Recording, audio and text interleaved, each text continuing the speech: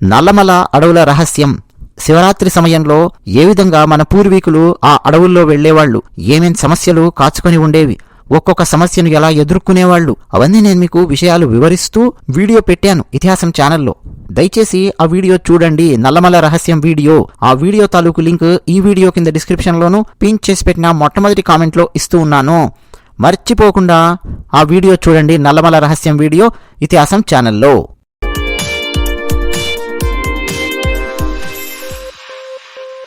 ఓం నమః పార్వతీపతయే. హర హర మహాదేవ శంభో శంకర.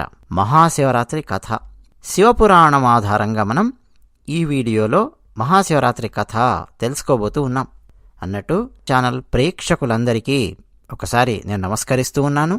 ఎవరైతే సబ్స్క్రైబ్ అయ్యారో, సబ్స్క్రైబ్ బటన్తో పాటు బెల్ బటన్ నొక్కారో, రెగ్యులర్గా కామెంట్ సెక్షన్లో వాళ్ళ అభిప్రాయాలను రాసి మాతో పంచుకుంటూ ఉన్నారో వాళ్ళందరికీ మరొక్కసారి కృతజ్ఞతలు చెబుతూ విషయం లోపలికి మనం వెళదాం. నైమిషారణ్యంలో శౌనకాది మహామునులు సూత మహర్షిని ప్రశ్నించారు. అయ్యా సూత మహర్షి, నువ్వు మాకు ఎన్నెన్నో కథలు చెప్పావు, ఎన్నెన్నో ధర్మసూక్ష్మాలు చెప్పావు, మాకు చాలా ఆనందం కలుగుతోంది. ఉత్తమమైన ఒక వ్రతాన్ని అత్యంత ఇష్టంతో విస్తారంగా చెప్పు అని అడిగారు. నైమిషారణ్యంలో శౌనకాది మహామునులందరినీ కూర్చోబెట్టుకొని పురాణాలు, ఇదిగో ఫలానా పురాణాన్ని ఫలానా వారు ఫలానా వారికి చెప్పారు, ఈ గాథలు అందులో ఉన్నాయి, ఈ ధర్మసూక్ష్మాలున్నాయి అని సూత మహర్షి విస్తారంగా విశదీకరిస్తూ మహామునులందరికీ అందించారు. పురాణము పురా అపి నవం ఇది పురాణం. అంటే ఎప్పుడు వింటున్నా సరే కొత్తగా అనిపిస్తుంది, కొత్తగా కనిపిస్తుంది పురాణం అన్నది. సూత మహర్షి కథ ప్రారంభిస్తూ, సర్వ పాపాలను పోగొట్టే అతి పురాతనమైన నిషాదుని ఇతిహాసం చెప్తున్నాను, మీరందరూ వినండి అన్నాడు సూత మహర్షి. ఒక నిషాదుడుండేవాడు పూర్వం అడవిలో. ఆయన పేరు గురుద్రుహుడు. ఆయన ఒంటరివాడేం కాదు, గృహస్థు. అంటే కుటుంబం ఉంది, పెళ్ళాం, పిల్లలు, ఆయన తల్లిదండ్రులు, ఇలా కుటుంబం ఉంది. మంచి బలాఢ్యుడు, దాంతోపాటు పరమ క్రూరుడు అంటున్నారు సూత మహర్షి. క్రూర కర్మలు చెయ్యాలి అనంటే ముందుంటాడు ఈ కిరాతుడు. ఇక నిరంతరం అడవి లోపలికి వెళ్ళడము, ఇక అడ్డు అదుపు లేదు ఆయనకు. మృగాలను సంహరిస్తూ దొంగతనాలు చేస్తూ అడవిలో తిరుగుతూ ఉండేవాడు నిషాదుడు. అడవిలో జంతువులను వేటాడము. సరే, ఇప్పటి పరిభాషలో కనుక మనం చూస్తే అడవిలో జంతువులను వేటాడడం అన్నది తప్పు కదండి. ఆ చట్టం ఉంది, ఈ చట్టం ఉంది, ఇవన్నీ మనకు చాలా ఉన్నాయి. సూత మహర్షే చెప్తున్నారు ఈ కథ. ఆ చెబుతూ పూర్వం ఒకప్పుడు అడవిలో గురుద్రుహుడు అనే పేరు గల నిషాదుడుండేవాడు అని మొదలుపెట్టారంటే ఇక ఎంత పురాతనమైన కథ ఒకసారి ఆలోచించండి. వేటాడము అనేది వాళ్ళ వృత్తి. వేటాడతారు, జంతువులను సంహరిస్తారు, తీసుకెళ్తారు, ఆ మాంసాన్ని తీసుకొని వాటిని కాల్చుకొనో వండుకొనో తింటారు. అది కాదు తప్పు. అసలు సమస్య ఏంటంటే ఆ జంతువులను వేటాడడం కూడా అడ్డు అదుపు లేకుండా తన అవసరానికి మించి వేటాడడం అన్నమాట. ఇక్కడ ఇది క్రూర స్వభావము. అంటే ఈ కథలో మనం అర్థం చేసుకోవాల్సింది, వేటాడేటప్పుడు జంటగా ఉన్న జంతువులను ఎప్పుడు కూడా వేటాడేవారు కాదు. మన భారతీయ సంస్కృతిలో ఉన్నటువంటి చెప్తున్నాను.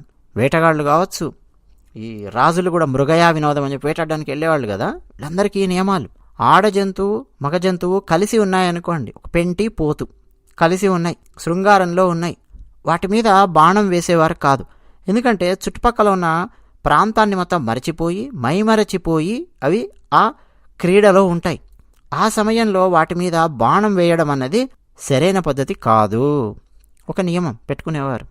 అలాగే గర్భిణీగా ఉన్నటువంటి జంతువు మీద బాణం వేసేవారు కాదు, నియమం పెట్టుకున్నారు. అలాగే ఆ జంతువుకు ఏ కాలో విరిగిందనుకోండి, కుంటుతోంది అది, అంటే ఇబ్బంది పడుతోంది, లేదా అంగవైకల్యంతో ఉన్న జంతువులు కూడా ఉన్నాయనుకోండి, వాటి మీద బాణాలు వేసేవారు కాదు. ఇలాంటి నియమాలను పాటిస్తూ ఉండేవారు. అంతేకాదు జంతువు కనిపించిందిరా అనగానే ఠక్కం అని చెప్పి బాణం వేయడం అంటూ ఉండేది కాదు. జంతువుకు అర్థం చేయించేవారు. ఇదిగో నేనున్నాను, ఇక్కడ వేటగాడిని, వేటాడడం కోసం వచ్చాను, పరిగెత్తు, నువ్వు ఎంత పరిగెత్తావో పరిగెత్తు అని దానికి అర్థం చేయించి కొద్ది దూరం అది పరిగెత్తేలా చేసి, అంటే తప్పించుకోవడానికి కూడా దానికి ఒక అవకాశాన్ని ఇచ్చి, తప్పించుకుంటే తప్పించుకుంటుంది, తప్పించుకోకపోతే అప్పుడొచ్చి ఈయన బాణం పడుతుంది. అంటే ఈ విధంగా వేటాడుతూ ఉండేవారు. కనిపించింది కదా, నక్కి నక్కి ధడేలు మనచి ఒక బాణం పడడము అలాంటిది ఉండేది కాదు. కాసేపు పరిగెత్తించి ఒకవేళ తప్పించుకొని వెళ్ళిపోయింది అనుకోండి, దాని ప్రారంధం ఆనందకరంగా జీవిస్తుంది. లేదు బాణం పడిందా అంతే మరణిస్తుంది. ఇలాంటి నియమాలు పాటిస్తూ వేటాడుతూ ఉండేవారు. పైగా ఈ నిషాదులు వేటాడేటప్పుడు ఎంత వేటాడాలి, తమ కుటుంబం ఎంత పెద్దది, తమ కుటుంబం కోసం తమ పక్కనున్నటువంటి కుటుంబం కోసం కూడా కలిపి వేటాడాలా, ఎలా? పోనీ 5-6 కుటుంబాలు కలిసి వేటాడడం కోసం వచ్చాయా? ఎంత పెద్ద జంతువుని పట్టుకోవాలి, ఎంతమంది ఉన్నారు ఇళ్లల్లో, ఎన్ని రోజులకు ఆహారం కావాలి, ఎన్ని జంతువులు కావాలి, ఎలాంటి జంతువు కావాలి, ఇలాంటి లెక్కలన్నీ వేసుకొని దాన్ని బట్టి వేటాడేవాళ్ళు.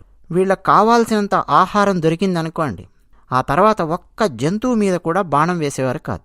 వీరు వేటాడి కావాల్సినన్ని ఆ జంతువుల యొక్క కళేబరాలను సేకరించి, ఆ మాంసాన్ని సేకరించి ఇళ్లకు వెళుతూ ఉన్నప్పుడు మధ్యలో వీళ్లకు వేరే వేరే జంతువులు తటస్థపడ్డాయనుకోండి, చూసి పక్క నుంచి వెళ్ళిపోయేవాళ్లే తప్ప వాటి మీద బాణాలు వేసేవారు కాదు.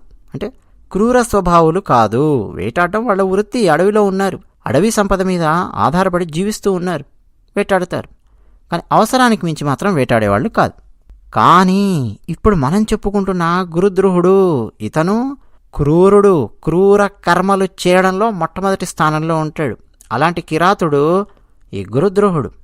ఇక నిరంతరం అడవి లోపలికి వెళ్ళడము, అడ్డు అదుపు లేకుండా మృగాలను సంహరిస్తూ ఉండడము, దొంగతనాలు చేస్తూ ఉండడం, అడవిలో నివసిస్తూ ఉండేవాడు.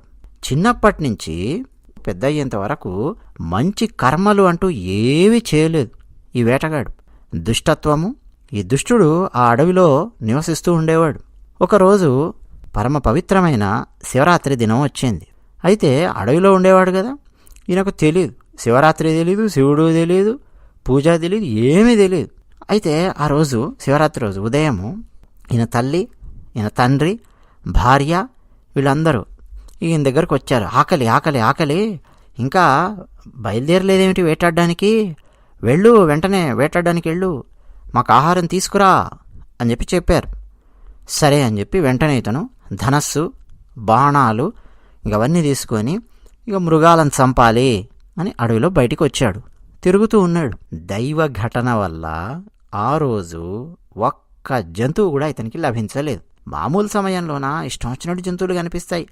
జంతువు కనిపించగానే బాణం వేయడం, చంపడం, పీకు తినడం, లాక్కుపోవడం, ఇదే పని ఇతనికి.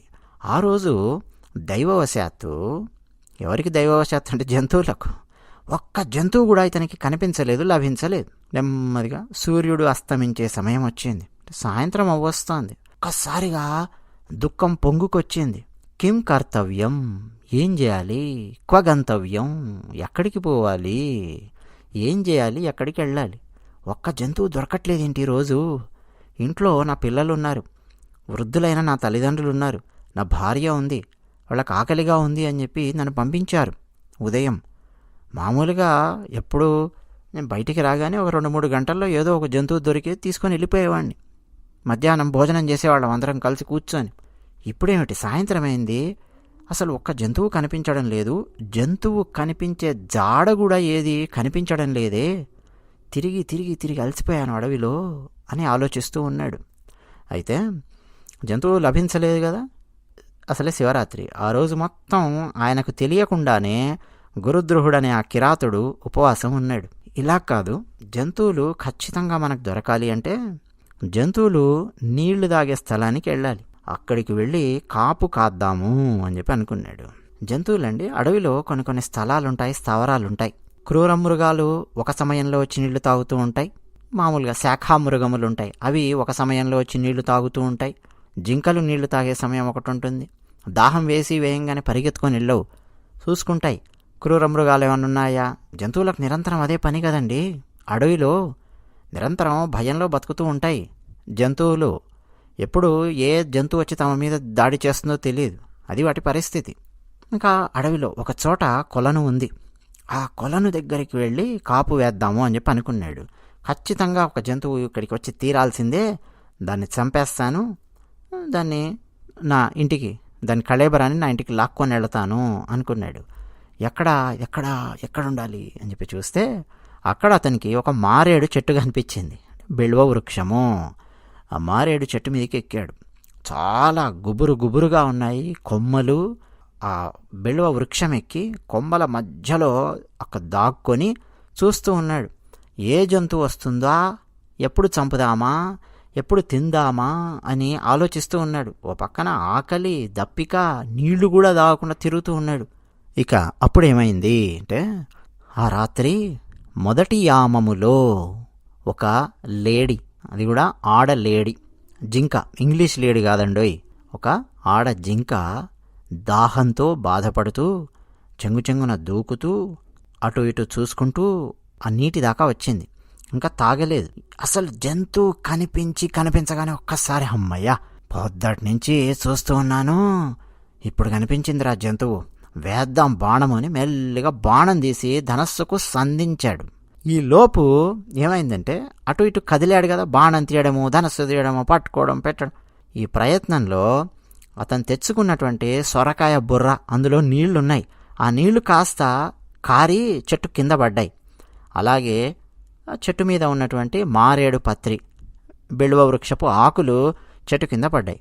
తనకి తెలియని విషయం ఏంటంటే, ఆ వృక్షం కింద ఎప్పటిదో పురాతనమైన ఒక శివలింగం ఉంది. ఇతని సొరకాయ బుర్రలో ఉన్న నీళ్లు శివలింగం మీద పడ్డాయి.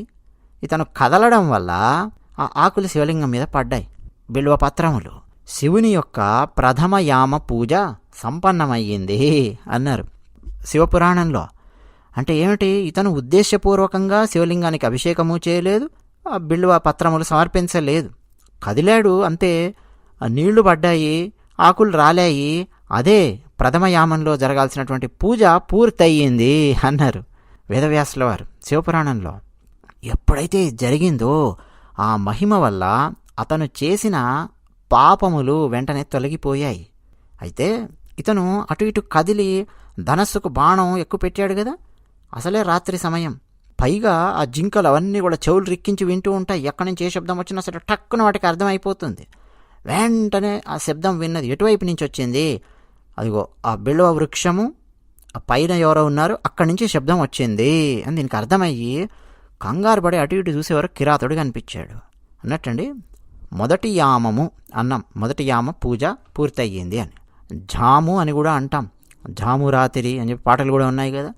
జాము లేదా యామము అంటే, ఒక జాము అంటే 3 గంటలు అని అర్థం, లేదా 7:30 గడియలు అని చెప్పి అర్థం. ఒక రోజుకు 8 జామములు ఉంటాయి. 24 గంటలను 8తో భాగిస్తే 3 గంటలు వస్తుంది. అంటే 3 గంటలు ఈజ్ ఈక్వల్ టు ఒక జాము అని చెప్పి అర్థం చేసుకోవాలి. యామము అన్నా జాము అన్నా ఒక్కటే. అలాగే మొత్తం 8 జాములు రోజుకు.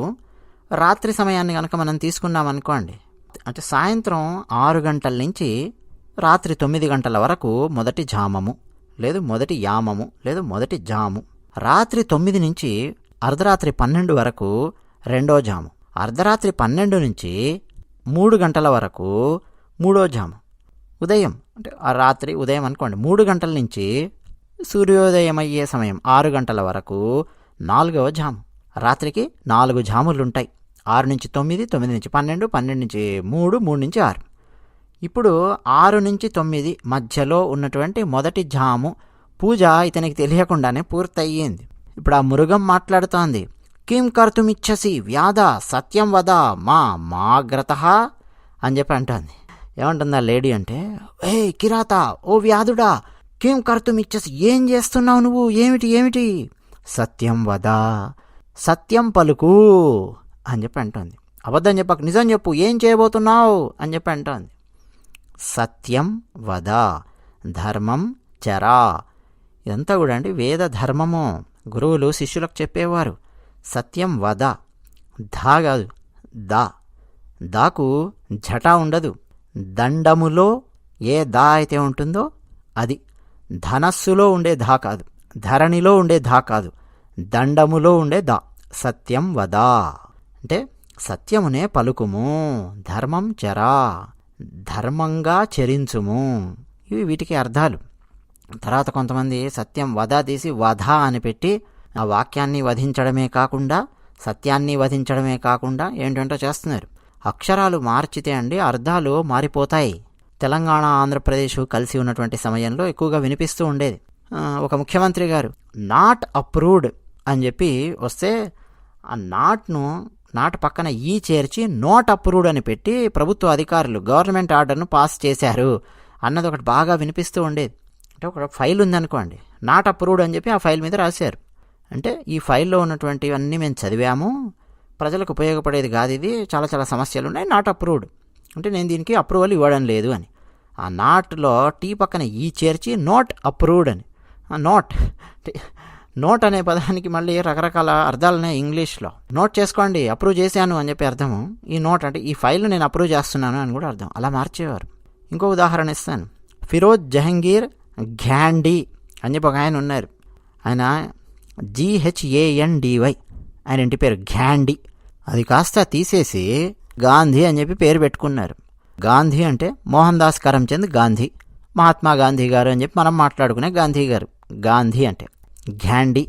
వైని తీసి ఐని చేర్చి జీ పక్కనున్న హెచ్ని తీసుకొచ్చి డీకి ఐకి మధ్యలో చేర్చి గాంధీ అని చెప్పి మార్చుకొని ఈ ఫిరోజ్ జహంగీర్ గాంధీ అనే వ్యక్తి ఇందిరా ప్రియదర్శిని అనే అమ్మాయిని వివాహం చేసుకున్నారు. ఇక అక్కడి నుంచి ఇందిరా ప్రియదర్శిని గారు ఇందిరా గాంధీ అయ్యారు. ఆ తర్వాత రాజీవ్ గాంధీ వచ్చారు. ఆ తర్వాత సంజయ్ గాంధీ వచ్చారు. ఆ తర్వాత సోనియా గాంధీ వచ్చారు. ఆ తర్వాత ప్రియాంక గాంధీ అయ్యారు. ఆ తర్వాత రాహుల్ గాంధీ అయ్యారు. నిజానికి వాళ్ళ ఇంటి పేరు ఉండాలి అనంటే GHANDY అని చెప్పి ఉండాలి. ఫిరోజ్ జహంగీర్ ఘాండీలో ఉన్నటువంటి ఘాండీ ఉండాలి.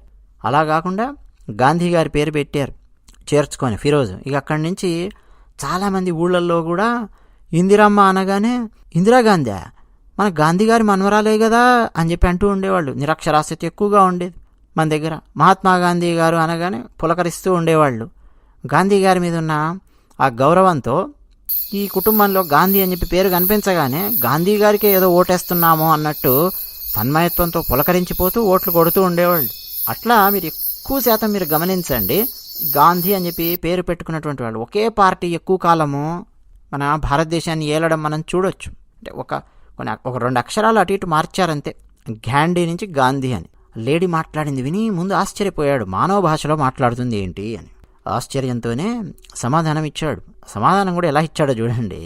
నా కుటుంబం ఆకలితో అలమటిస్తోంది, నిన్ను చంపి నీ మాంసం తీసుకొని వెళ్ళి నేను వాళ్ళ ఆకలిని తగ్గిస్తాను, వాళ్ళను తృప్తిపరుస్తాను అని చెప్పి అన్నాడు.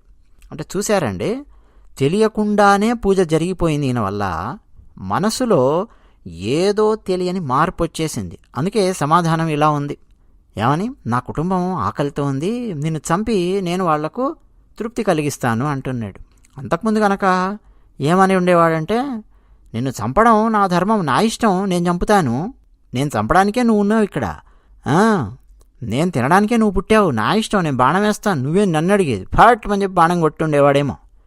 కానీ తెలియకుండానే మొదటి జాములో పూజ జరిగిపోయింది. దాని వల్ల మనసులో ఒక మార్పు వచ్చేసింది, కొంత వచ్చింది మార్పు.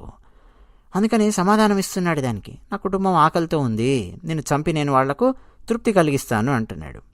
వెంటనే ఆ ఆడ జింక భయంతో వణికిపోయింది లోపల. అయ్యో ఇదేమి కర్మ, ఈ సమయంలో నీళ్లు తాగుదామని వస్తే ఇక్కడ కాపేసి కూర్చున్నాడు ఇతను, ఏం చేయాలి అని ఆలోచించి సమాధానం ఇచ్చింది. నా మాంసం వల్ల నీకు నీ కుటుంబానికి ఆనందం కలుగుతుంది అంటే తప్పకుండా నా శరీరానికి అంతకంటే పుణ్యం ఇంకేముంటుంది చెప్పు, తప్పకుండా నువ్వు నన్ను చంపి తీసుకెళ్ళి నీ కుటుంబానికి ఆకలి తగ్గించు, ఆకలి తీర్చు, నా జీవితం ధన్యమైపోయింది అనుకుంటాను, అందులో ఏం సందేహం లేదు. ఈ లోకంలో ఉపకారం చేసే వాళ్లకు లభించే పుణ్యం అంతా ఇంత కాదు, ఇక దాన్ని వర్ణించాలంటే 100 సంవత్సరాలైనా సరే సరిపోదు. కానీ ఓ కిరాత, నాకు పిల్లలున్నారు, వాళ్ళందరూ ఇక్కడే దగ్గరలో ఒక ఆశ్రమంలో ఉన్నారు, చాలా దగ్గరలో ఉన్నారు, వాళ్లను నా చెల్లెలికి కానీ లేకపోతే నా భర్తకు కానీ అప్పగించి మళ్ళీ నేను వెనక్కి వస్తాను. నేను అబద్ధం చెప్పట్లేదు కిరాత, సత్యం చెప్తూ ఉన్నాను. నా పిల్లలను నా చెల్లెలికి లేదా నా భర్తకు అప్పగించి వెంటనే నేను నీ దగ్గరికి వస్తాను, ఏం సందేహించకు. ఈ భూమండలం అంతా సత్యం మీద ఆధారపడి ఉంది. సముద్రం కూడా సత్యం వల్లనే చెలియలి కట్ట దాటకుండా అలా ఉంది సముద్రం. ఈ భూమిని మొత్తం ముంచేయకుండా అలా ఉంది అంటే దానికి కారణం సత్యమే. సత్యం వల్లనే నీరు ప్రవహిస్తోంది. మొత్తం ఎన్ని ధర్మాలైనా ఉండని అవన్నీ సత్యాన్ని ఆశ్రయించుకొని ఉన్నాయి. అందువల్ల నేను సత్యం చెప్తున్నాను. సత్యం మీద నాకు ఎంత ప్రగాఢమైన విశ్వాసం ఉందో ఇగో నీకు ఇప్పుడు చెప్తూ ఉన్నాను. అందువల్ల నన్ను వదిలేయి, నేను వెళ్ళి నా పిల్లల దగ్గరికి వెళ్ళి వాళ్ళతో మాట్లాడి వాళ్ళని నా చెల్లెలకి లేదా నా భర్తకు అప్పగించి వస్తాను. ఇది చెప్తోంది. ఒకసారి ఆలోచిస్తే అండి, ఆ కిరాతునికి కూడా పిల్లలు ఉండొచ్చు కదా. అలాంటి చనిపోయే స్థితి ఓ కిరాత నీకు కూడా వస్తే చిట్ట చివరిసారి ఒకసారి నీ పిల్లలను చూడాలి అని చెప్పి అనుకుంటావా లేదా అని డైరెక్ట్గా అనలేదండి, ఇండైరెక్ట్గా అన్నట్టే ఉంది అక్కడ అర్థం. నాకు పిల్లలు ఉన్నారాయా, వాళ్ళని చూస్తాను, కలుస్తాను, వాళ్ళని అప్పగించొస్తాను అంటోంది కదా. ఇప్పుడు కిరాతుడు కూడా ఒక క్షణం ఆలోచించుకోవాలి. అరే మానవ భాషలో మాట్లాడుతోంది, పిల్లలు అంటోంది, నాకు పిల్లలున్నారు, నాకు కూడా ఈ అడవిలో దిక్కులేని చావో ఇలాంటి చావు వస్తే, ఇలాంటి పరిస్థితి వస్తే ఏమాత్రం అవకాశం ఉన్నా నా పిల్లలను ఒకసారి చూసుకుంటాను కదా. ఇలాంటి ఆలోచన కిరాతునిలో కలుగుతుందేమో అన్న ఆలోచన కూడా ఉంది ఈ ఆడలేడికి. పైగా అండి, నా చెల్లెలికి అప్పగించి వస్తాను అని చెప్పి కూడా అంది కదా.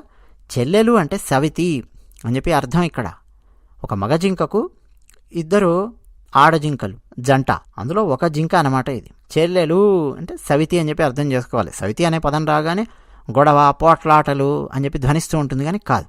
అయితే ఆ లేడీ ఇంత చక్కగా చెప్పినా సరే కిరాతుడు ఒప్పుకోలేదు. నేను ఒప్పుకునే ప్రసక్తే లేదు అన్నట్టుగా చూశాడు. ఆశ్చర్యపోయింది. ఓ పక్క భయము ఆశ్చర్యము రెండూ మిళితమై ఉన్నటువంటి స్వరంతో చెప్తోంది జింక. ఓ కిరాత, నేను ఒకవేళ నా ఇంటికి వెళ్ళి నీ దగ్గరికి రాకపోతే అని ఒక శబదం చేయబోతోంది ఈ జింక. రామాయణంలో అండి లక్ష్మణుడు ఎన్ని బాణాలేసినా సరే ఆ ఇంద్రజిత్తు చావడు. ఎన్నెన్ని అస్త్రాలు ఎంత భయానకమైన యుద్ధమో వాల్మీకి రామాయణంలో. లక్ష్మణునికి ఇంద్రజిత్తుకు మధ్య చావడు ఇంద్రజిత్తు. ఇక చిట్ట చివరగా అండి లక్ష్మణుడు బాణం వేస్తాడు. ఏం బాణమో తెలుసా? రామబాణం అనాలి దీన్ని కూడా. రామబాణం అంటే రాముడు వేసే బాణం రామబాణం. ఒక కోణంలో చూస్తే ఇది కూడా రామబాణమే నా దృష్టిలో. ఎందుకో తెలుసా? ధర్మాత్మా సత్యసంధశ్చ రామో దాశరథిర్యది పౌరుషే చ అప్రతిద్వంద్వ తదైనం జహిరావణిం. బాణం వేస్తాడు. ఇంద్రజిత్తు నేల కూలుతాడు, మరణిస్తాడు. ఏంటో తెలుసా?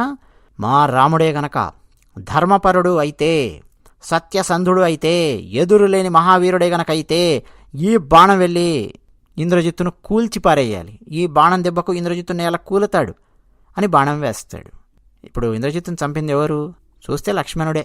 టెక్నికల్గా చూస్తే, సాంకేతికంగా చూస్తే లక్ష్మణుడే బాణం వేసింది. కానీ ఇంద్రజిత్తును చంపినటువంటి శక్తి ఏమిటి? రామునిలో ఉన్నటువంటి ధర్మపరాయణత్వము, రామునిలో ఉన్నటువంటి సత్యసంధత, ఇవి ఇంద్రజిత్తుని నేల కూల్చాయి. శపథం చేసి మరి, అంటే రాముని మీద ఒట్టు పెట్టి మరి, రాముని మీద శపథం చేసి మరి బాణం వదిలాడు లక్ష్మణుడు. అంటే ఒకవేళ లక్ష్మణుడు వదిలినటువంటి బాణం కనుక ఇంద్రజిత్తుని చంపకపోతే దాని అర్థం ఏంటి? రాముడు ధర్మపరుడు కానట్టే, రాముడు సత్యసంధుడు కానట్టే. కానీ వాడు చనిపోయాడు ఇంద్రజిత్తు. అంటే దాని అర్థం ఏంటి? ఎన్నెన్ని అస్త్రాలు వేసినా సరే నేల కూలన్నటువంటి వాడు నేల కూలాడు అని అంటే రామునిలో ఉన్నటువంటి ధర్మపరాయణత్వము, సత్యసంధత ఏ స్థాయిలో ఉన్నాయో మనం ఇక్కడ అర్థం చేసుకోవచ్చు. ఆ బాణం వేసేటప్పుడు చేసినటువంటి శబదం అన్నమాట లక్ష్మణుడు. ఇప్పుడు జింక శబదం చేస్తుంది.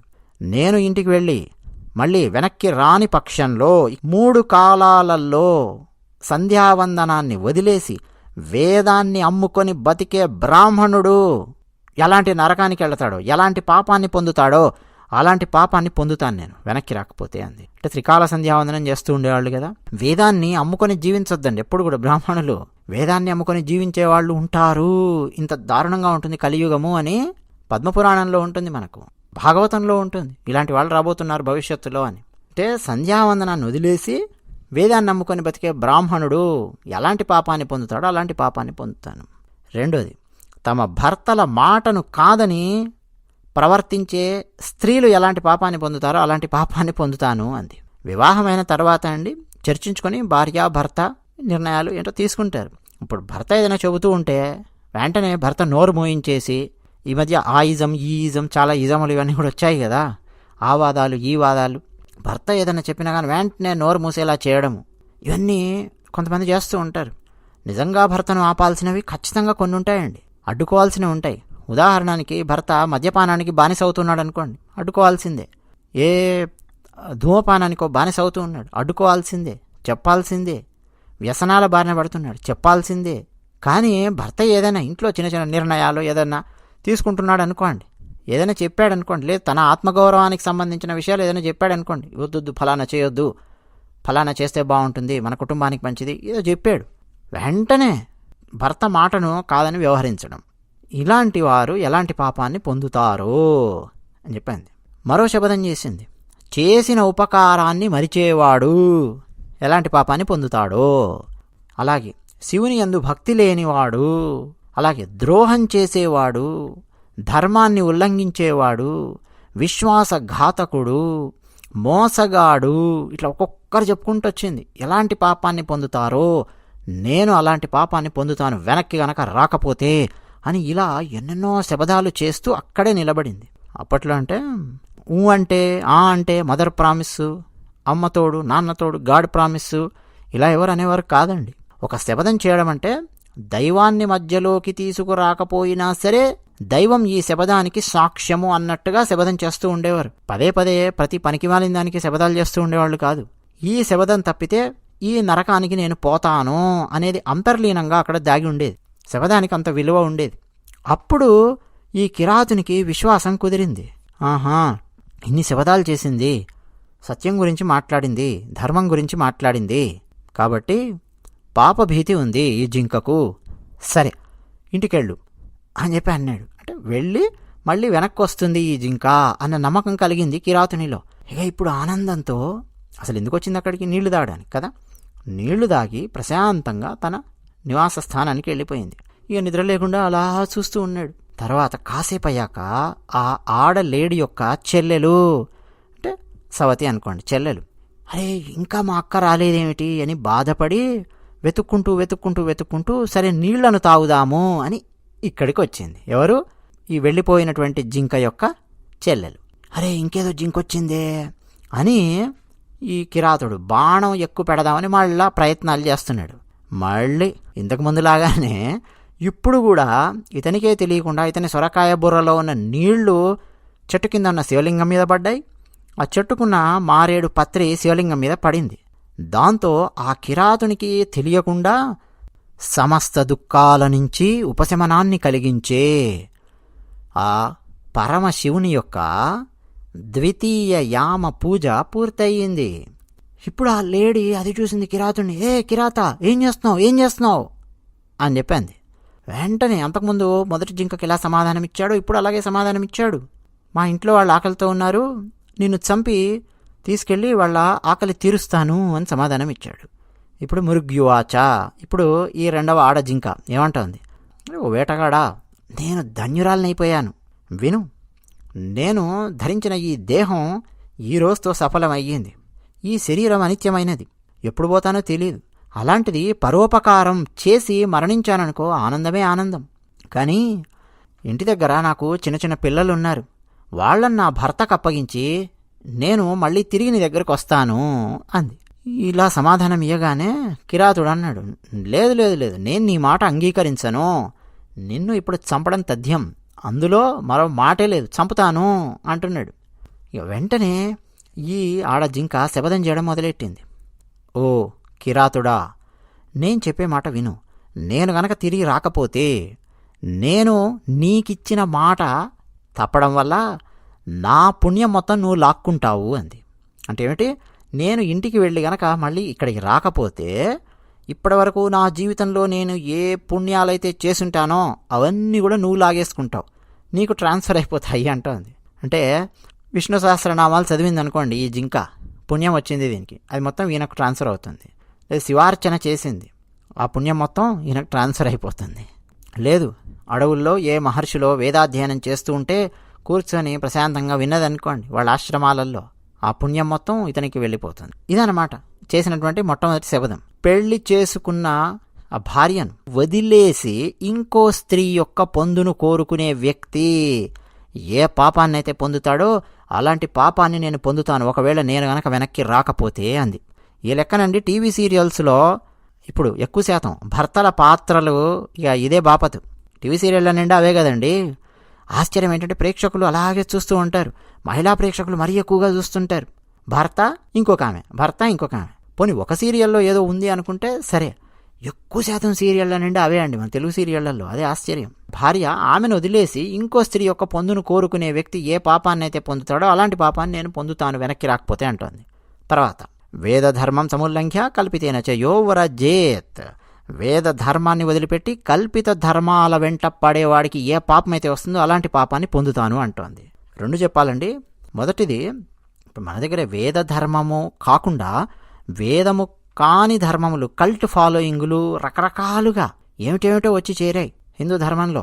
ఓ రాముడు లేడు, కృష్ణుడు లేడు, శివుడు లేడు, విష్ణువు లేడు, ఇంద్రాది అష్టదిక్పాలకులు లేరు. వీళ్ళందరూ ఎక్కడికో పోయి కొత్త కొత్త దేవుళ్ళు చాలామంది వచ్చి చేరుతున్నారు. కొత్త కొత్త కల్ట్ ఫాలోయింగ్లు వచ్చి చేరుతూ ఉన్నాయి. ఇదేప్పుడు ఉండేదే. మళ్ళీ ఎవరో ఆదిశంకరాచార్యుల వంటి వారు ఎవరో రావాలి, మళ్ళీ ఖండించాలి, ఇలాంటివన్నీ మళ్ళీ జరగాలనా అని చెప్పి అనిపిస్తుంది. చక్కగా వేదంలో ఉన్నటువంటి దేవతలు ఉన్నారు మనకు. వేదం చెప్పిన పరదైవము ఉన్నది. రామాయణం ఉంది, మహాభారతం ఉంది, భాగవతం ఉంది. కోట్లాది దేవతలు కదా మనకు, సరిపోలేదనా? రకరకాలు అంటే హిందూ మతంలోనే కల్ట్ ఫాలోయింగ్ రకరకాలుగా. ఒక రాష్ట్రము, ఆ రాష్ట్రం, ఈ రాష్ట్రం అని నేను చెప్పాను, ఆ కాలం ఈ కాలం అని కూడా నేను చెప్పాను, వాళ్ళు వీళ్ళని కూడా చెప్పాను. మీరు ఆలోచించుకోండి, మీకే తెలుస్తుంది. చాలా ఓవర్ పీరియడ్ ఆఫ్ టైం మనం గమనిస్తుంటే. మరో సమస్య ఏంటంటే, మన భారతదేశం మీద 1000 ఏళ్ల పాటు జరిగిన దాడి. మొఘలులు, తుగ్లకులు, ఖిల్జీలు, బహమనీ సుల్తానులు, ఎంతమంది అని చెప్పాలండి? మధ్య ఆసియా దేశాల నుంచి వచ్చినటువంటి వాళ్ళు. ఎన్నెన్నో దాడులు, దండయాత్రలు, దేవాలయాల విధ్వంసము, సాంస్కృతిక విధ్వంసం. ఆ తర్వాత బ్రిటిషర్స్ డివైడ్ అండ్ రూల్ అని వాళ్ళు భారతదేశంలో ఉన్నటువంటి రకరకాల సమస్యలను ఎక్స్ప్లాయిట్ చేస్తూ చాప కింద నీరులాగా వారి పనులు వారు చేసుకొని ఓ పక్క దోచుకుంటూ మరో పక్క సాంస్కృతిక విధ్వంసం చేస్తూ పబ్బం గడుపుకున్నటువంటి వాళ్ళు వీళ్ళు. పోనీ మనకు స్వాతంత్రం వచ్చింది కదా, ఆ తర్వాత అయినా సరే దేశాన్ని అప్పటి వరకు దోచిన బందిపోట్లు, మన ఇల్లు మొత్తం పిచ్చి పిచ్చిగా చేసి వెళ్ళిపోయారు కదా, కాస్త బందిపోట్లు వెళ్ళిపోయారు కాబట్టి ఇల్లు మనం చక్కబెట్టుకుందాము అని అనుకుంటే కుర్చీ మీదకి మన తొలి ప్రధాని అని చెప్పి ఒకరిని తీసుకొచ్చి కూర్చోబెట్టారు. వారు నాస్తికులు. వారు నాస్తికులు అన్నటువంటి విషయం నాస్తికులందరికీ పక్కా తెలుసండి. వాళ్ళకి చక్కటి క్లారిటీ ఉంది. భారతదేశంలో ఉన్న భారతీయ సనాతన ధర్మానికి చెందినటువంటి వాళ్ళకి మాత్రం క్లారిటీ లేదు. మన భారతదేశం యొక్క మొట్టమొదటి ప్రధాని గురించి మాట్లాడుతున్నాను. పేరు వద్దులేండి, తెలుసు కదా మీకు పేరు. ఎర్రచొక్క భావాలు ఉన్నటువంటి దేశాలతో దోస్తీలు, సోషలిజం పేరు మీద తిరుగుతూ ఉండేవారు నాస్తికులు. వారు ద డిస్కవరీ ఆఫ్ ఇండియా అని చెప్పి వారు పుస్తకం రాశారు. అందులో సుస్పష్టంగా రాశారు, వారు నాస్తికులు అన్నటువంటి విషయం రాశారు. అయోధ్య రామాలయం మొఘలులు ధ్వంసం చేసి వెళ్ళారు. తిరిగి దాన్ని కట్టుకుందాం. ద్వారకలో కృష్ణ మందిరం, ఆ ప్రాంతం, ఆ భూమి కబ్జా అయ్యిందా, ఏం జరిగింది పరీక్షించడానికి ప్రయత్నం చేయడం. కాశీ మీద ఎన్నో దాడులు జరిగాయి కదా, తిరిగి కాశీ నగరాన్ని దివ్యంగా భవ్యంగా నిర్మించడానికి ప్రయత్నం చేద్దామా? ఈ ఆలోచన కానీ ఏమీ లేదండి మన మొదటి ప్రధానమంత్రి. ఇక హిందువులందరూ చాలా చక్కగా నోరు మూసుకొని ఉండడానికి ఆయన పుట్టినరోజును ఏదో గొప్పగా చేస్తూ ఒక ప్రాశస్త్యం కల్పించి వదిలేరు. భారతీయ సనాతన ధర్మానికి ఆయన చేసింది ఏమీ లేదు. ఆయన ఏమన్నా మనం కాస్త విమర్శించినా సరే నాస్తికులు వెంటనే రియాక్ట్ అవ్వాలి కదా, ఆయన నాస్తికుడు కాబట్టి. కానీ నాస్తికుల కంటే ఎక్కువ భారతీయ సనాతన ధర్మానికి చెందినటువంటి వాళ్ళు రియాక్ట్ అవుతూ ఉంటారు. ఆయన్ని కొంచెం మనం ఏమన్నా కానీ, ముఖ్యంగా 50 ఏళ్ళు దాటినటువంటి వాళ్ళని మీరు బాగా గమనిస్తే అసలు తన్మయత్వంతో ఊగిపోతుంటారు ఆయన పేరు చెప్పగానే. భారతీయ సనాతన ధర్మానికి చేసింది ఏమీ లేదండి. దేవాలయాలకు సంబంధించి కానీ, సంస్కృతికి సంబంధించి కానీ, సనాతన ధర్మానికి సంబంధించి కానీ ఏమీ లేదు. ఇట్లా ఎన్నెన్నో సమస్యలు మన భారతదేశంలో. ఎందుకు ఇదంతా చెప్పానంటారా? వేదధర్మం సముల్లంఘ్య కల్పితేన చ యో వ్రజేత్. వేదధర్మాన్ని వదిలిపెట్టి కల్పిత ధర్మాల వెంట పడేవాళ్ళు, అలాంటి వాళ్ళు సమాజంలో పెరగడానికి రకరకాల సమస్యలు మన భారతదేశంలో కొన్ని 1000 ఏళ్ల నుంచి ఉన్నాయి అని చెప్పి చెప్తూ ఉన్నాను. ఇన్ని సమస్యల మధ్యలో మనం భారతీయ సనాతన ధర్మాన్ని ఉజ్జీవింపజేస్తూ ముందు తరాలకు అలా తీసుకొని వెళ్ళాలి అని అంటే ఎంత కఠినమైన పనో చూడండి. ఇక మరొకటి, విష్ణువును ఆరాధిస్తూ శివుణ్ణి నిందించువాడు అన్నది.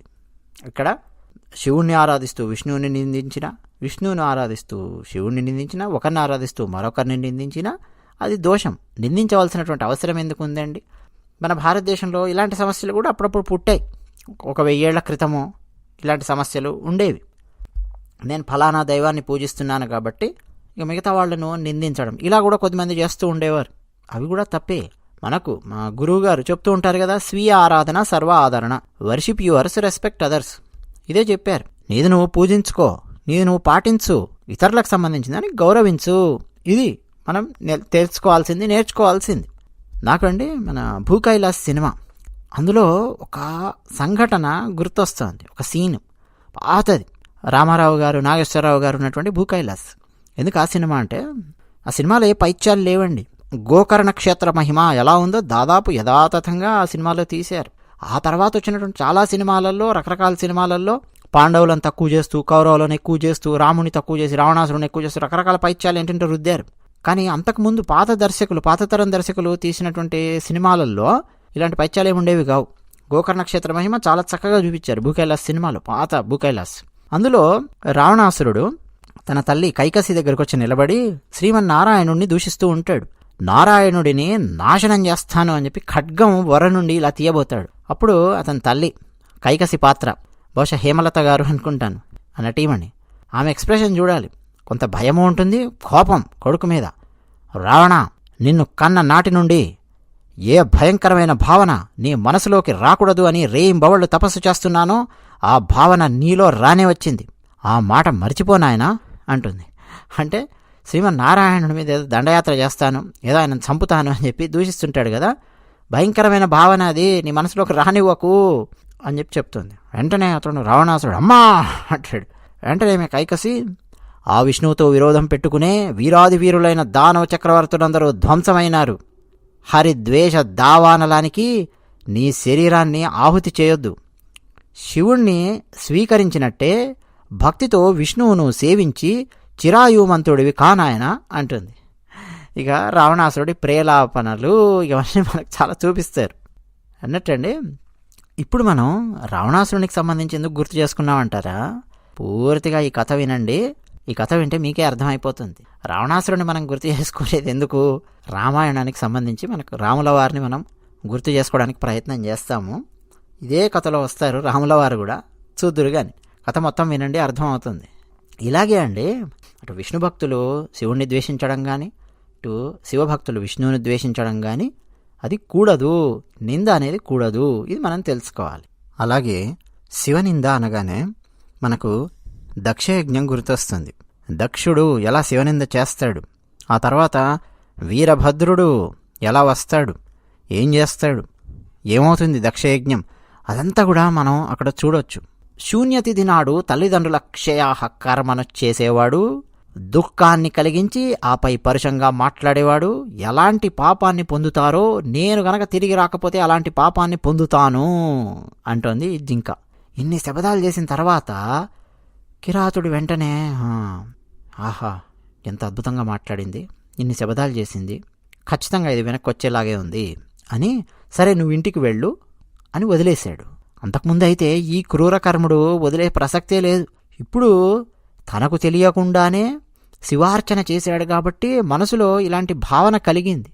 ఇక ఆ లేడీ చాలా సంతోషించి నీటిని తాగి ఇంటికి వెళ్ళిపోయింది. ఇక ఇతనికి నిద్ర లేదు, ఎప్పుడు ఆ లేడీ వస్తుంది, ఎప్పుడు చంపుదాం, ఎప్పుడు తీసుకుపోదామని చూస్తున్నాడు. అంటే ఓ పక్కన జాగరణ కూడా అవుతోంది ఇతనికి తెలియకుండానే. 2వ యామం గడిచి 3వ యామం ప్రారంభం అయ్యింది. అబ్బా ఆలస్యం అవుతోంది, ఇంకా రావడం లేదే అని చూస్తున్నాడు. ఈ 3వ యామంలో నీళ్లు తాగుదాము అని ఒక లేడీ ఇటువైపు వస్తుంది. ఇది మగ జింక. చూడగానే సంతోషించాడు. మంచి బలిసిన మృగము, మగ జింక, మాంసం కూడా బాగా ఉన్నట్టుంది, దీన్ని చంపి తీసుకుపోవచ్చు అని చెప్పి అనుకొని ధనస్సుకు బాణాన్ని ఎక్కుబెడదాము, సంధిద్దాము అని సిద్ధపడుతూ ఉన్నాడు. ఇక అంతకుముందులాగానే ఇతని పూర్వజన్మలో ఏం గొప్ప కార్యాలు చేశాడో ఏమిటో కానివ్వండి, మళ్ళీ కొన్ని మారేడు పత్రాలు శివుని మీద పడ్డాయి. అంటే 3వ యామంలో కూడా పూజ పూర్తి అయిపోయింది ఇతనికి తెలియకుండానే. ఒక్కసారిగా హృదయంలో అతనికి తెలియకుండానే దయాగుణం అనేది పెరుగుతోంది. ఇతని శబ్దం విని వెంటనే ఆ మగజింక ఏయ్ ఏం చేస్తున్నావు అంది. వెంటనే సమాధానం ఇచ్చాడు, నా కుటుంబాన్ని పోషించుకోవడం కోసం నిన్ను సంహరించబోతున్నాను అని సమాధానం ఇచ్చాడు. వెంటనే ఆ మృగం విని సంతోషంతో సమాధానం ఇచ్చింది, నేను ధన్యుణ్ణైపోయాను, బలిసిన నా శరీరంతో నువ్వు నీ కుటుంబం తృప్తి పడతారు. ఎవని శరీరమైతే పరోపకారం కోసం వినియోగించబడదో వాని శరీరం సర్వనాశనమైనట్టే. ఎవని శరీరం పరోపకారార్థం వినియోగింపబడుతుందో అది ఆ శరీరము ధన్యమైనట్టే. ఎవరైతే తనకు సామర్థ్యం ఉన్నా సరే పరోపకారం చేయకుండా ఉంటారో వాడి సామర్థ్యం వ్యర్థమైపోతుంది. వాడు మరణించిన తర్వాత నరకానికి పోతాడు. కానీ కిరాతుడా, నాకు చిన్న పిల్లలున్నారు, ఆ పిల్లలను తల్లికి అప్పగించి, అంటే నా భార్యకు అప్పగించి అందరినీ ఓదార్చి నేను వెనక్కి వస్తాను అంది. వెంటనే కిరాతుడు ఆశ్చర్యంగా ఇలా చూశాడు. అంటే అప్పటికే అతనిలో పాపాలన్నీ నశించాయి, మనసు ప్రశాంతంగా ఉంది, పరిశుద్ధంగా ఉంది. అయితే అన్నాడు, ఇక్కడికొచ్చిన మృగాలన్నీ నువ్వు చెప్పినట్టుగానే చెప్పాయి, వెళ్ళాయి, ఆ మృగాలు నన్ను మోసం చేశాయి, ఇంతవరకు రాలేదు. నువ్వు కూడా ఇప్పుడు నీకు కష్టం కలగగానే, అంటే నా బాణం వచ్చి పడుతుంది అన్న విషయం నీకు అర్థం కాగానే నన్ను మోసం చేయాలని చెప్పి నువ్వు ప్రయత్నం చేస్తున్నావు. ఏం జింకా, నేనెలా బతకాలి? మీరందరూ ఇలా మోసం చేస్తూ ఉంటే, చెప్పి వెళ్ళిపోతూ ఉంటే నేనెలా బతకాలి అన్నాడు. ఇప్పుడు జింక అంటోంది, నేను చెప్పే మాట విను, అబద్ధం చెప్పడం లేదు. ఈ బ్రహ్మాండం, ఇందులో తిరిగేవి ఉన్నాయి, తిరగనివి ఉన్నాయి, స్థావరములు ఉన్నాయి, జంగమములు ఉన్నాయి. ఈ బ్రహ్మాండము ఎంత పెద్దదైనప్పటికీ సత్యమునందు ప్రతిష్ఠితమై ఉన్నది. ఈ బ్రహ్మాండము అసత్యం పలికే వాణి యొక్క పుణ్యం ఒక్క క్షణకాలంలో నాశనమైపోతుంది. ఓ కిరాత, నేను సత్యప్రతిజ్ఞ చేస్తున్నాను, విను, శపథం చేస్తున్నాను. సంధ్యాకాలంలో మైథునము ఆచరించేవాడు ఏ పాపం పొందుతాడో ఆ పాపాన్ని నేను పొందుతాను వెనక్కి రాకపోతే అంది. సంధ్యాకాలంలో శృంగారంలో పాల్గొనుట, శృంగార కార్యకలాపాలలో ఉండుట. ఇతర పురాణాలలో కూడా మనకి దీనికి సంబంధించింది ఉంది.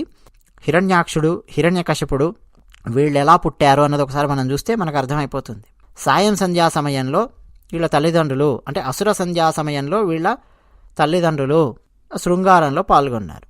ఆ తర్వాత హిరణ్యాక్షుడు, హిరణ్యకశిపుడు జన్మించారు, రాక్షసులు అయ్యారు, అదంతా వేరే కథ. అంటే సంధ్యాకాలంలో ఆ విధంగా ప్రవర్తించినటువంటి వాడు ఎలాంటి పాపాన్ని పొందుతాడో అలాంటి పాపాన్ని పొందుతాను అని జింక అంటోంది. ఒకవేళ వెనక్కి రాకపోతే. రెండోది, శివరాత్రి నాడు భుజించినవాడు అంది. శివరాత్రి అంటే ఉపవాసం చేస్తాం అన్నట్టండి. ఇటువంటివి కొన్ని ధర్మములు పురాణాలలో వచ్చినప్పుడు కొంచెం జాగ్రత్తగా వినాలి మీరు.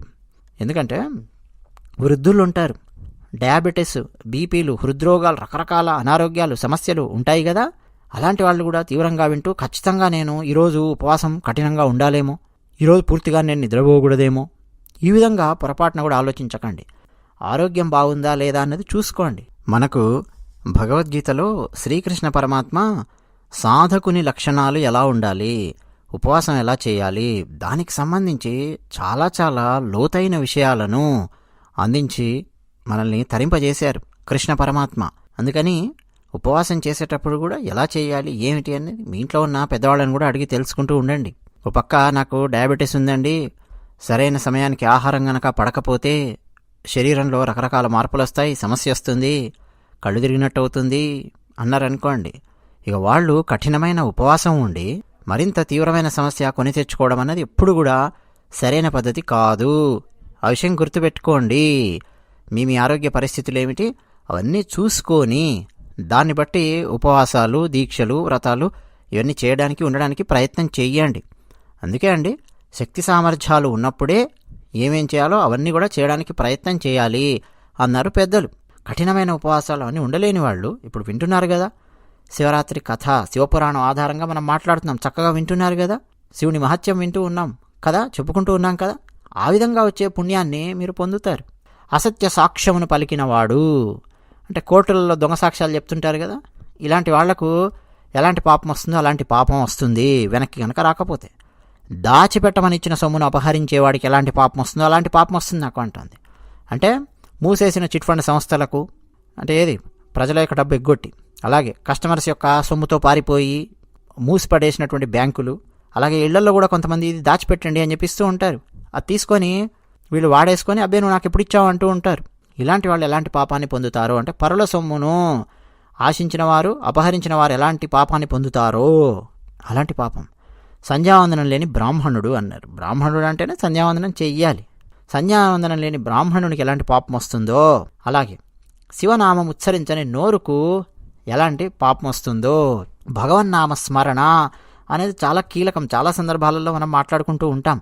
కొద్దిమంది అయితే భగవన్నామ స్మరణ వాళ్ళ పిల్లల పేర్ల ద్వారా చేస్తుంటారు. పిల్లలకు చాలా చక్కగా భగవంతుని పేర్లు పెడుతూ ఉంటారు. మన ఇతిహాసాలలో, పురాణాలలో భగవన్ నామాన్ని సూచించే ఎన్నో గొప్ప గొప్ప పేర్లు ఉంటాయి. సహస్రనామాలలో చక్కటి పేరు ఒకటి పెట్టుకొని అలా పిలుస్తూ ఉంటారు. సమర్థుడై ఉండి కూడా ఉపకారం చేయనివాడు ఎలాంటి పాపాన్ని పొందుతాడో, తినకూడని పదార్థాన్ని తిన్నవాడు ఎలాంటి పాపాన్ని పొందుతాడో, అలాగే శివ పూజ చేయకుండా, భస్మాన్ని ధరించకుండా భోజనం చేసేవాడు ఎలాంటి పాపాన్ని పొందుతాడో, నేను తిరిగి రాకపోతే నాకు అలాంటి పాపం వస్తుంది అని చెప్పడం.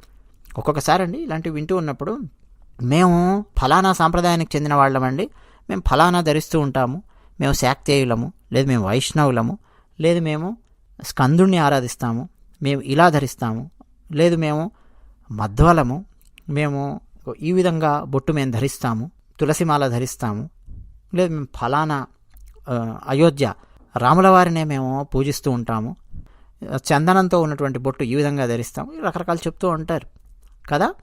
ఏదో ఒకటి మీ సాంప్రదాయాన్ని అనుసరించి మీరు ఏమేం ధరిస్తారో ఆ బొట్టు ధరించడము, దాని గురించి ఇక్కడ మాట్లాడుతున్నారు అని చెప్పి మనం అర్థం చేసుకోవచ్చు. ఎవరెవరి సాంప్రదాయాలను అనుసరించి వారు ఆయా విధంగా నుదుట బొట్టు ధరిస్తారు. అవునా? మనం శ్రీశైలం వెళ్ళామనుకోండి, అక్కడ అర్చకులు విభూతి ధారణ చేస్తారు, చక్కగా భస్మం రాసుకుంటారు. మనం చూడొచ్చు వారి యొక్క సాంప్రదాయం. శైవ ఆగమములను అనుసరించి శ్రీశైలంలో అత్యద్భుతంగా ఆ కార్యక్రమాలు, పూజా విధానాలు అవన్నీ కూడా సాగుతాయి.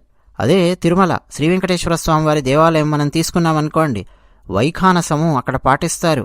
ఆ ఆగమాన్ని అనుసరించి అక్కడ పూజాధికాలు ఏ విధంగా జరగాలో ఆ విధంగా జరుగుతాయి. అక్కడి అర్చకులను మీరు చూడండి, వారు ఊర్ధ్వపుండ్రములు ధరిస్తారు. అదే ఉడిపి వెళ్ళారనుకోండి, శ్రీకృష్ణ దేవాలయం చాలా అద్భుతమైన దేవాలయం, ఎంతో ప్రాశస్త్యం ఉన్నటువంటి దేవాలయం. ఉడిపిలో వెళ్ళారనుకోండి, అక్కడ ఉండే అర్చకులు ధరించే ఆ నామాన్ని ఒకసారి మీరు గమనించండి, తెలుస్తుంది. మధ్వ సాంప్రదాయాన్ని అనుసరించి ఆ విధంగా ఉంటుంది. ఇలా అంటే కొన్ని ఉదాహరణలు చెప్తూ ఉన్నాను. ఆయా సాంప్రదాయాలను అనుసరించి వారు ఏ విధంగా వారు బొట్టు ధరిస్తారో ఆ విధంగా ధరిస్తారు. పైగా ఇక్కడ అంటే ఏ విధమైన బొట్టు ధరించకుండా భోజనం చేయడం పాపము అన్నట్టుగా ఇక్కడ అర్థమవుతోంది. కొన్ని దేవాలయాలకు గనక మనం వెళితే భోజనం చేసేటప్పుడు నుదుట బొట్టు ఉందా లేదా, అలాగే పురుషులైతే ఖచ్చితంగా చొక్కా విప్పి మరీ కూర్చోవాల్సి ఉంటుంది. ఉదాహరణకు మంత్రాలయం వెళ్ళారనుకోండి, అంతెందుకు మంత్రాలయం దాకా ఎందుకండి, మన హైదరాబాదులోనే రాఘవేంద్ర స్వామి వారి మఠం ఉంటుంది. మధ్వ సాంప్రదాయాన్ని అనుసరించి అత్యద్భుతంగా పూజాధికాలు నిర్వహిస్తూ ఉంటారు, ఆ సాంప్రదాయాన్ని కొనసాగిస్తూ ఉంటారు. అక్కడ ఎప్పుడైనా సరే మీరు భోజనం చేశారా చూడండి, పురుషులు ఖచ్చితంగా చొక్కా విప్పి కూర్చోవాల్సిందే. భోజనం చేయాలంటే సాంప్రదాయాన్ని పాటించి తీరాల్సిందే. ఇలా రకరకాల సాంప్రదాయాలు, ఆచార వ్యవహారాలు వీటన్నింటినీ కూడా పాటిస్తూ భారతీయ సనాతన ధర్మాన్ని అలా ముందుకు తీసుకొని వెళుతూ ఉన్నారు. ఇక ఈ మాట మొత్తం విని ఆ కిరాతుడు, ఆ వేటగాడు అంటూ ఉన్నాడు, సరే తొందరగా ఇంటికి వెళ్ళి తొందరగా రా అన్నాడు. అంటే వదిలేశాడనమాట. ఇక ఇన్ని శబదాలు పెట్టిన తర్వాత కూడా వదిలేకుండా ఎలా ఉంటాడు? అప్పటికే ఈయనకు తెలియకుండానే శివపూజ చేశాడు, శివాభిషేకము చేశాడు, తెలియకుండానే ఆ బెల్వ పత్రములతో ఈయనకు తెలియకుండానే పూజించాడు ఆయన. ఇక వెంటనే ఆ మగజింక కడుపు నిండా నీళ్లు దాగి పరిగెత్తుకొని వెళ్ళింది. వెళ్ళే వరకు ఈ మగజింక యొక్క భార్యలు, ఆడజింకలు అక్కడే ఉన్నాయి, పిల్లలున్నారు. అందరూ ఈ వృత్తాంతం గురించి చర్చించుకున్నారు. అయ్యో, ముగ్గురం ఒకే వేటగాడి బారిన పడ్డామే, అది కూడా ఒకే రాత్రి, ఇన్ని శబదాలు చేసొచ్చాం మనము, సత్యం గురించి మనం మాట్లాడాము, వెళ్లాల్సిందే అని చర్చించుకున్నాయి. అయితే ఇంట్లో ఉన్న ఆ పిల్ల జింకలుంటాయి కదా, వాటిని మొదటి జింక, ఆడజింక, ఇదిగో చెల్లి నువ్వు చూసుకో, నేను వెళతాను ఆ వేటగానికి ఆహారంగా అంటోంది. లేదక్క, నేను ఇన్ని శబదాలు చేశాను, పైగా పెద్దదానివి, అనుభవజ్ఞరాలివి, నువ్వు చూసుకో మన పిల్లల్ని, నీ పిల్లల్ని, నా పిల్లల్ని, నేను వెళతాను అని ఆడజింక అంటోంది. లేదు, ఇంట్లో మగాణ్ణి నేనుండి స్త్రీలను బలి పెడతానా? లేదు, నేను వెళతాను, పిల్లలను రక్షించడం తల్లి కర్తవ్యం, మీరు చూసుకోండి, నేను వెళతాను అని మగజింక అంటోంది. లేదు, ముందు వేటగాడికి కనిపించింది నేను కాబట్టి నేను వెళతాను అని మొదటి జింక. ఇలా ఈ మూడు అండి తర్క వితర్కములు. ఓ పక్క ప్రేమ, ఒకరి మధ్య ఒకరికి మాట్లాడుకుంటూ ఉన్నాయి. లేదు లేదు, కిరాతునికి చాలా ఆలస్యం అవుతోంది, ఇక వెళ్లాల్సిందే, నేను వెళతానంటే నేను వెళతాను అని మాట్లాడుకున్నాయి. ముగ్గురు శబదాలు చేశారు కదా, 3 అండి పరిగెత్తుకొని ఆ జలం ఉన్నటువంటి ప్రాంతానికి వచ్చాయి. అంటే ఆ సరస్సు దగ్గరికి 3 జింకలు, అంటే ఒక మగ జింక 2 ఆడ జింకలు వచ్చాయి. కిరాతుడు ఎప్పుడైతే దూరం నుంచి ఆ మృగాలను చూశాడో ఆనందంతో బాణాన్ని తీసి ధనస్సుకి ఎక్కుపెట్టాడు కొట్టాలి అని. మళ్ళీ ఇతని సొరకాయ బుర్రలోంచి నీళ్లు శివలింగం మీద పడ్డాయి. ఆ పత్రములు, ఏం పత్రములు? బిల్వ పత్రములు శివలింగం మీద పడ్డాయి. తెలియకుండానే అత్యంత శుభకరమైనటువంటి 4వ యామ పూజ కూడా ఇతనికి తెలియకుండానే పూర్తి చేశాడు. వెంటనే అండి ఇతని పాపాలన్నీ ఒక క్షణంలో మొత్తం భస్మం అయిపోయాయి, బూడిదైపోయాయి. అంటే ఎదురుగా 2 ఆడజింకలు, ఒక మగజింక, అవి చెప్తూ ఉన్నాయి, ఓ కిరాతుడా, వేయి బాణం, చూస్తున్నావేమిటి? వెంటనే బాణం వేసి మా దేహాలను సాధకం చెయ్యి, చంపేయి, మమ్మల్ని తీసుకెళ్ళు, నీ ఇంట్లో వాళ్ళకి పెట్టు అని 3 జింకలు పలుకుతూ ఉంటే ఆశ్చర్యపోయి అలా చూస్తున్నాడు. శివుణ్ణి పూజించిన ప్రభావం వల్ల జ్ఞానం వచ్చేసింది. ఒక్కసారిగా జ్ఞానం మేల్కొనగానే, చిచి, పరోపకారం కోసం మరణించడానికి ఈ 3 జింకలు వచ్చాయి, నేను మనిషిలా పుట్టాను, మనిషి జన్మ పొంది నేను సాధించింది ఏమిటి? ఏ ప్రాణి కనిపిస్తే ఆ ప్రాణిని సంహరించి వాటి దేహాలను నా పొట్టలో వేసుకున్నాను. చీ, ఇదా నా జీవితం? ఇన్ని రోజులు ఎన్ని పాపాలు చేసి నా కుటుంబాన్ని పోషించుకున్నాను. అరే, ఇన్ని పాపాలు చేసిన నాకు ఏం గతి పట్టబోతోందో. మృగాలివి మాటిచ్చాయి, వాటికి చావు వస్తుందని తెలుసు, చావు కంటే భయంకరమైనది ఏముంటుంది జీవికి, తెలిసి కూడా ఇక్కడికి వచ్చాయి, నేను మనిషిని. చే ఏం జీవితం నాది, ఎంత దారుణమైన జీవితం నాది.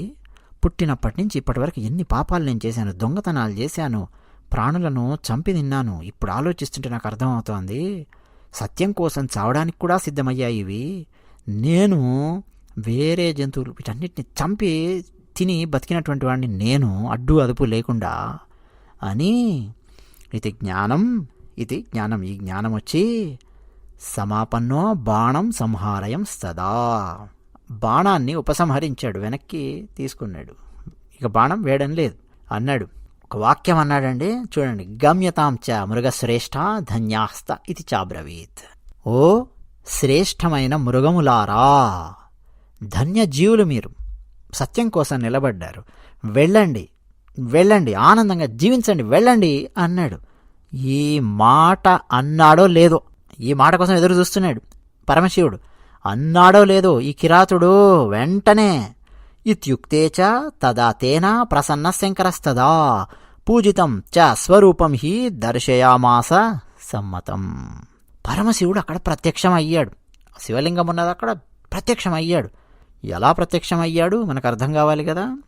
శివలింగమే కనిపించిందా అంటే కాదు, అందరికీ అభీష్టాలు నెరవేర్చే తన రూపం ఎలా ఉంటుందో అలాంటి రూపంతో పరమశివుడు అక్కడ ప్రత్యక్షం అయ్యాడు. శంకరుడు ఎలా ఉన్నాడు? ఢమరుకము, త్రిశూలము, శిరస్సు మీద గంగా, మెడలో వాసుకి, సర్ప ఆభరణములు, తెల్లగా ఉంటాడు పరమశివుడు. ఎదురుగా ప్రత్యక్షం అయ్యాడు. ఒక్కసారి ఈ మృగములు, కిరాతుడు పరమశివుణ్ణి చూసి ఆశ్చర్యపోయారు. అలా ఇక నిశ్చేష్టులైపోయి అసలు ఏం జరిగింది ఇప్పుడు అన్నట్టుగా చూస్తారే అలా చూస్తూ ఉన్నారు. అంటే బాణం ఉపసంహరించగానే ప్రత్యక్షం అవ్వలేదండి శంకరుడు. బాణం ఉపసంహరించిన తర్వాత కూడా ఏం చేస్తాడో తెలియదు కదా, వెళ్ళండి అని వదిలేశాడు మృగాలను. ఇతను కిరాతుడు నోట్లోంచి వచ్చింది. ఆ మాటకి ఎంత విలువ ఉన్నదో చూడండి. నేను మనసులో అనుకున్నానండి అంటే కుదరదండి. చాలా సందర్భాలలో కామెంట్ సెక్షన్లో కామెంట్స్ రాయండి అని చెప్పి నేను చాలా సందర్భాల్లో చెప్తుంటాను. కామెంట్ సెక్షన్లో మీరు ఎవరెవరైతే కామెంట్స్ రాస్తూ ఉంటారో వాళ్ళు మాత్రమే ఈ వీడియోస్ చూసినట్టుగా నేను లెక్కేసుకుంటాను. 1000 మంది చూసారా, 5000 మంది చూసారా, 10,000 మంది చూసారా నాకు అనవసరం. 50 మంది కామెంట్ సెక్షన్లో కామెంట్స్ రాశారా, ఆ 50 మంది మాత్రమే చూసినట్టుగా నేను లెక్క వేసుకోవడం జరుగుతుంది. అంత కీలక మాట అన్నది. మాట అన్నాడో లేదో, ఇక మీరు వెళ్ళండి, ఓ శ్రేష్ఠ మృగములారా మీరు ధన్యులు, వెళ్ళండి అన్నాడో లేదో ఆ వాక్యం వెంటనే పరమశివుడు అక్కడ ప్రత్యక్షం అయ్యాడు. అందరికీ అభీష్టాలు నెరవేర్చే తన రూపంతో అక్కడికి వచ్చాడు. వచ్చి సంస్పృశ్య పరమశివుడు ఎంత ప్రీతితో ఆ కిరాతుని యొక్క దేహాన్ని అలా స్పృశించాడు, పట్టుకున్నాడు. ఇక ఆ కిరాతుని పరిస్థితి ఎలా ఉంటుందో చూడండి. పరమశివుడు అంటున్నాడు, ఓ కిరాత, నువ్వు ఈరోజు వ్రతం చేసావు, నీకు తెలియపోవచ్చు, నువ్వు ఈరోజు వ్రతం చేసావు, నీ వ్రతముతో నేను ప్రసన్నుడనయ్యాను, వరం కోరుకో అన్నాడు. అసలు కిరాతునికి ఏం అర్థం కాలేదు. వ్రతం ఏం చేశాను, శివుడు ప్రత్యక్షమవడమేమిటి, వరం కోరుకోవడం ఏంటి, ఏం అర్థం కాలేదు. వెంటనే ఆ కిరాతుడు శివుణ్ణి అలా చూసి, నాకు లభించాల్సిందంతా లభించింది ప్రభు, పరమశివ అని శివుని పాదాల మీద అలా పడిపోయాడు. ఏం అడగలో కూడా అర్థం కాలేదు. శివుని పాదాల మీద అలా వాలిపోయాడు. శివుడు ప్రసన్నుడై, లేనాయనా అన్నాడు. లేచి నిలబడ్డాడు. నాయనా, నీకు ఒక పేరు పెడుతున్నాను నేను. ఏమిటో తెలుసా? గుహుడు అని పేరు పెడుతున్నాను. నీకు దివ్యమైన వరాలను నేను నీకు అనుగ్రహిస్తూ ఉన్నాను. అవి ఎలాంటి వరాలు, ఏమిటి, ఏం జరుగుతుందనేది నీ జీవితంలో నువ్వు చూస్తావు. ఏం మంచి జరుగుతుందో నీకు. నాయనా విను, ఈ జన్మలో నీకు అభీష్టాలైన దివ్య భోగాలన్నీ కూడా నువ్వు అనుభవిస్తావు. ఆ తర్వాత ముందు ముందు జన్మలు వస్తాయి కదా, రాబోయే జన్మలో అత్యంత శ్రేష్టమైన శృంగబేరపురము అనే ఒక ప్రాంతం, అడవిలో ఉండేటటువంటి ప్రాంతమే శృంగబేరపురము. అది నీకు రాజధాని అవుతుంది. దేవతలతో కూడా కొనియాడదగినటువంటి నీ గొప్ప వంశము, ఆపదలు అనేవి ఏమీ లేకుండా అలా అలా వృద్ధి చెందుతూ ఉంటుంది. ఆ తర్వాత ఓ కిరాత, భవిష్యత్తులో శ్రీరాముడు నిశ్చయంగా, సందేహం లేదు ఇందులో, నీ ఇంటికి రాబోతూ ఉన్నాడు శ్రీరాముడు. ఎప్పుడు? భవిష్యత్తులో రాబోయే జన్మలలో శృంగబేరపురము అది నీకు రాజధాని అవుతుంది. నువ్వు పాలిస్తూ ఉంటావు. నీ పేరు గుహుడు అని ఉంటుంది. నీ ఇంటికి శ్రీరాముడు వస్తాడు. నా భక్తులతో స్నేహం చేయడము అంటే శ్రీరాముడికి చాలా ఇష్టం. నీతో కూడా స్నేహం చేస్తాడు. నిన్ను స్నేహితునిగా స్వీకరిస్తాడు. నా సేవయందు ఎంతో ఆసక్తి ఉన్నటువంటి మనస్సు కలిగిన నీవు అత్యంత దుర్లభమైన మోక్షాన్ని అప్పుడు పొందుతావు. ఎప్పుడు? శ్రీరాముడు నీ దగ్గరికి వచ్చిన తర్వాత, ఆయన నీతో మైత్రి చేసిన తర్వాత రామదర్శనం నీకు లభిస్తుంది, రామ మైత్రి నీకు లభిస్తుంది. అప్పుడు నువ్వు అత్యంత దుర్లభమైన మోక్షాన్ని నువ్వు పొందుతావు అని పరమశివుడు చెప్పాడు. అలా ఆశ్చర్యపోయి చూస్తూ ఉన్నాడు. మళ్ళీ మళ్ళీ నమస్కరించాడు ఇతను. ఇప్పుడు ఆ మృగాల యొక్క పరిస్థితి ఏమిటి అంటే, శంకరుణ్ణి దర్శించాయి కదా, శంకరునికి ప్రణామం చేశాయి. వాటి మృగ జన్మ నుంచి అవి విముక్తి పొంది దివ్య దేహాన్ని ధరించాయి. అక్కడికి ఒక విమానం వచ్చింది, దివ్య విమానం. ఆ దివ్య విమానాన్ని ఈ 3 మృగములు, ఇవన్నీ కూడా వాటి మృగజన్మ నుంచి బయటికొచ్చి దివ్య దేహాలను ధరించి ఆ విమానాన్ని అధిరోహించి అవి స్వర్గానికి వెళ్ళిపోయాయి. అర్బుదము అనే ఒక పర్వతంలో శివుడు వ్యాధేశ్వరుడు అనే పేరుతో వెలసాడు. వ్యాధేశ్వరుడు అని చెప్పి పిలుస్తారు. వ్యాధుడు కదండి ఇతను. ఈ గురుద్రుహుని కథ మనం చెప్పుకున్నాం. తనకు తెలియకుండానే ఏ శివలింగం మీదైతే బిల్వపత్రములు వేశాడో, తనకు తెలియకుండానే ఏ బిల్వ వృక్షం మీదైతే కూర్చొని జాగరణ చేశాడో, తనకు తెలియకుండానే తన సొరకాయ బుర్రలో నుంచి నీటిని పరమశివుని మీద పడేలాగా తనకు తెలియకుండా అభిషేకం చేశాడో, ఆ శివలింగమునకు వ్యాధేశ్వరుడు అనే పేరు. అక్కడే పరమశివుడు ప్రత్యక్షమయ్యాడు ఇతనికి. అలా అక్కడ పరమశివుణ్ణి దర్శించి పూజించే వాళ్ళందరూ పరమభక్తులవుతూ ఆ తర్వాత ముక్తిని పొందుతూ ఉన్నారు అని సూత మహర్షి శౌనకాది మహామునులకు చెప్పాడు. చెప్పి ఆ వ్యాధుడు ఇంకా ఆ రోజు నుంచి ఇక అక్కడ ఆయన జన్మలో భార్య, పిల్లలు, ఇంకా వాళ్ళ ఆటపాటలు పెరగడం, ఆ భోగములు అవన్నీ ఏమైతే ఉంటాయో ఆ జన్మలో అవన్నీ అనుభవించాడు. ఆ తర్వాత జన్మలలో శ్రీరాముని కృపకు పాత్రుడై గుహుడు అనే పేరుతో జన్మించి శ్రీరాముని కృపకు పాత్రుడై అతను మోక్షాన్ని పొందాడు. అయితే తెలియకుండానే వ్రతం ఆచరిస్తే, ఇంత అద్భుతమైన సంఘటన జరిగితే, భక్తితో తెలిసి ఎవరైనా సరే ఈ వ్రతాన్ని గనక ఆచరిస్తే ఇక వాళ్ళు ఎలాంటి ముక్తిని పొందుతారో ఇక మనం చెప్పలేం. ఇప్పుడు వింటున్న వాళ్ళలో చాలామంది తెలిసి ఆచరిస్తూ ఉన్నటువంటి వాళ్ళు ఎంతోమంది ఉన్నారు కదా. వాళ్ళు ఇక సందేహమే లేదు, పరమశివుని యొక్క కృపా కటాక్ష వీక్షణాలకు పాత్రులవుతారు. కేవలం పరమశివుడే కాదు, పార్వతీమాత సహితంగా ఉన్న పరమశివుని యొక్క కృపా కటాక్ష వీక్షణాలకు పాత్రులవుతారు. ఇదండి ఎన్నో ధర్మాలను, ఎన్నో ధర్మ సూక్ష్మాలను వివరించే శివరాత్రి వ్రతం యొక్క మహాత్మ్యాన్ని చెప్పే ఒక కథ శివపురాణం నుంచి మనం తీసుకొని తెలుసుకోవడానికి మనం ప్రయత్నం చేశాము. ఎన్నెన్నో వ్రతాలు, ఎన్నెన్నో తీర్థములు, ఎన్నెన్నో దానములు, ఎన్నెన్నో యజ్ఞములు, ఎన్నెన్నో తపస్సులు, ఎన్నెన్నో జపములు, ఇవన్నీ కూడా ఈ శివరాత్రి వ్రతంతో సమానమైనవి కావు అంటుంది శివపురాణం. అంటే వేదవ్యాసుల వారు శివపురాణంలో చెప్తూ ఉన్నారు. కాబట్టి హితాన్ని కోరే మానవులందరికీ మిక్కిలి శుభకరమైనటువంటి వ్రతం ఇది. దివ్యమైనది, భవ్యమైనది, భక్తిని, దాని ద్వారా ముక్తిని మనకు అనుగ్రహించే శివరాత్రి వ్రతము. దీన్ని మనం ఆచరించాలి. ఈ శివరాత్రి వ్రతంలో భాగంగా ఇంకా ఎన్నెన్నో వీడియోలు చేసి ఇతిహాసం ఛానల్లో పెట్టడం జరిగింది. ఆలస్యం చేయకుండా ఆ వీడియోలన్నీ చూడండి. మధ్య మధ్యలో కూడా ఇతిహాసం ఛానల్లో మీరు వచ్చి మీకు ఆసక్తి కలిగించే వీడియో, అంతకుముందు విన్నటువంటి వీడియోస్ ఉంటాయి. ఒకసారి వీడియో విన్నాను కదండి, మళ్ళీ నేను తెరవక్కర్లేదు, మళ్ళీ నేను వినక్కర్లేదు అనేది ఏం లేదండి. మళ్ళీ మళ్ళీ మళ్ళీ మళ్ళీ వినొచ్చు. మళ్ళీ మళ్ళీ వింటే మళ్ళీ మళ్ళీ పరమాత్మ యొక్క మహాత్మ్యాన్నే కదా మనం చెప్పుకునేది. ఆనందించవచ్చు. తద్వారా భగవన్నామ స్మరణ మీకు తెలియకుండానే జరుగుతుంది. చూడండి, శివపురాణంలో ఉన్నటువంటి ఈ గాథ మీ చెవుల్లో పడింది అంటే ఇది విన్నటువంటి వాళ్ళకు కూడా మంచి జరగబోతోంది. శ్రవణానికి ఉన్నటువంటి ప్రాముఖ్యత అది. అందరికీ మరొక్కసారి ఓం నమః పార్వతీపతయే హర హర మహాదేవ శంభో శంకర.